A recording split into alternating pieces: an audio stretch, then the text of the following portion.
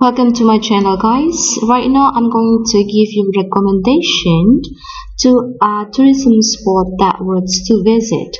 Have you ever heard floating market Lembang? Do you know where it is? Yes, floating market Lembang Bandung, known as Pasar Apung Lembang in Bahasa Indonesia, is a colorful, vibrant and modern attraction in north of Bandung. Even though I spent a year in Bandung with weekly trips to Lembang, I've visited this little market once with my folks. This Bandung floating market is quite similar to its counterpart in Thailand, though much smaller. You can find vendors selling stuff from their lovely cute boats on a big water body in the middle of the market.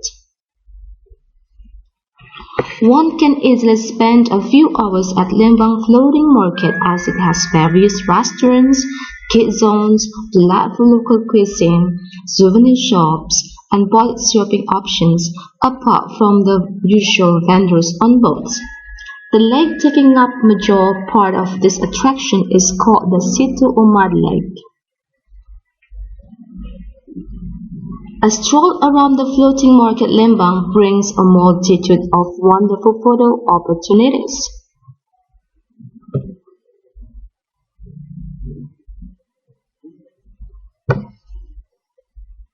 So why do you need to add floating market to your North Bandung tour itinerary? There are a lot of to see and do around here. Plenty of chic restaurants line up the riverside like rock pool, mie and bakso, warung lote, etc.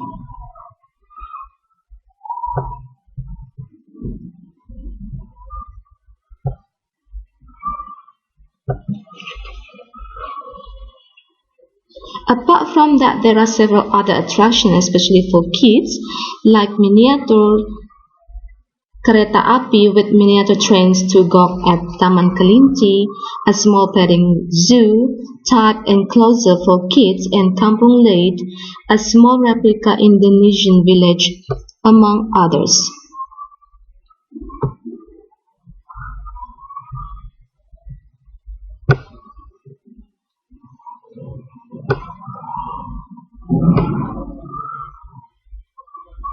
A stroll around the floating market Lembang brings a multitude of wonderful photo opportunities.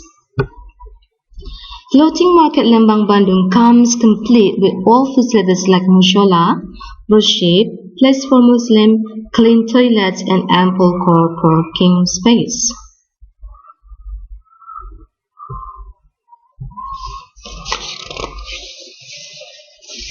Best part about this floating market is on two vendors would sell the same product. You get a wide variety of food and items to choose from, and the uniqueness of the entire place can brighten your day. To purchase anything in the market, you need to buy coins first, similar to how a food court works. I would recommend getting around 50,000 rupiahs or $4 per person to start with. You can always buy more later. Money goes a long way in Indonesia. Lembang Floating Market makes for perfect photo opportunities. While kids and families enjoy the various attractions and cuisine, group of friends flock to the market just for Instagram shots and those fun-filled floating market Lembang YouTube videos. The market is clean and modern. Riverside cafes give a European vibe to the place, and various shops and zones offer ample clickable options. Even as a non-blogger back then, I took all those pictures. I know I would probably go crazy taking pictures if I was to revisit now.